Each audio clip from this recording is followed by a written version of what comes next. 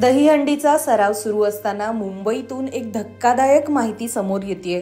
मुंबईतील दहिसर इथे 6व्या थरावरून कोसळून दहीहंडीच्या सरावात एका 11 वर्षीय चिमुकल्याचा दुर्दैवी मृत्यू झाल्याचं कळतंय। या दुर्घटनेत मृत्युमुखी पडलेल्या मुलाचं नाव महेश जाधव असं असून दहिसरच्या केतकीपाडा इथे रविवारी रात्री ही दुर्घटना घडली।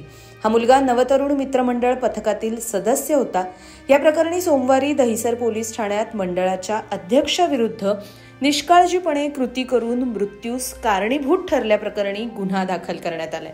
मात्र नेमका हा अपघात, ही दुर्घटना घडली कशी, याविषयीचे तपशील आपण या व्हिडिओच्या माध्यमातून जाणून घेणार आहोत। नमस्कार, आपण पाहताय लोकसत्ता लाईव्ह। प्राप्त माहितीनुसार दहिसरच्या केतकीपाडा येथील हनुमान नगरमध्ये नवतरुण मित्रमंडळ आहे।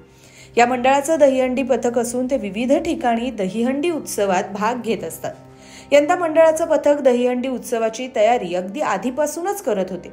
त्यासाठी गेल्या काही दिवसांपासून हा सराव सुद्धा सुरू होता। या पथकात महेश रमेश जाधव हा 11 वर्षीय बालगोविंदा सुद्धा सहभागी होता।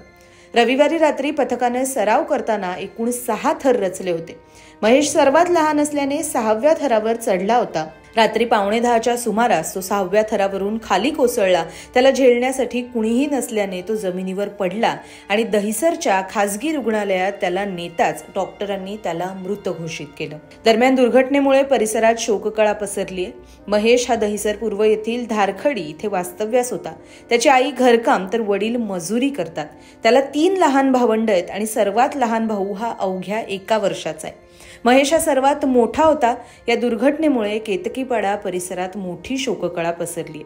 दरम्यान या संपूर्ण प्रकरणात आता मंडळाच्या अध्यक्षाविरुद्ध गुन्हा दाखल करण्यात आलाय।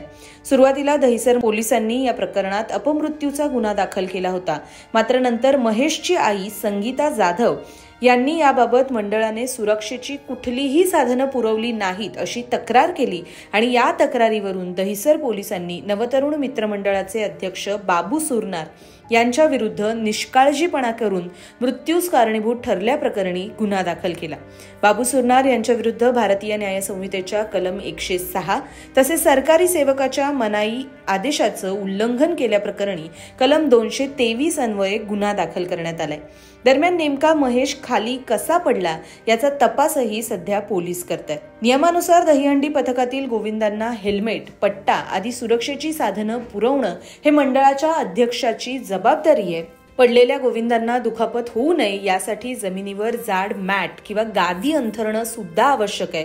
मात्र या मंडळाने सरावाच्या वेळी कुठल्याही प्रकारच्या सुरक्षेच्या उपाययोजना केल्या नव्हत्या आणि त्यामुळे ही दुर्घटना घडली असा अंदाज आहे। दरम्यान दहीहंडी या खेळाला साहसी खेळाचा दर्जा दिल्यानंतर मागील काही वर्षांमध्ये दहीहंडी पथकातील गोविंदांच्या सुरक्षेसाठी सरकारच्या वतीने सुद्धा अनेक पावलं उचलण्यात आली होती। यापैकीच एक भाग म्हणजे शासकीय विमा। दहीहंडी पथकातील गोविंदांना शासकीय विमा कंपनीतर्फे विमा संरक्षण देण्याचा महत्त्वाचा निर्णय हा झाला होता।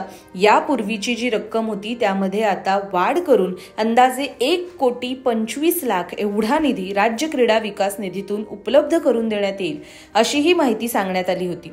एका गोविंदाला दुर्दैवाने मृत्यू झाल्यास त्याला 10 लाख रुपये, अपघातग्रस्त गोविंदास 5 लाख रुपये आणि किरकोळ जखमी असल्यास 1 लाख रुपयांचं विमा संरक्षण मिळणार असल्याची माहिती ही क्रीडा मंत्र्यांच्या माध्यमातून देण्यात आली होती।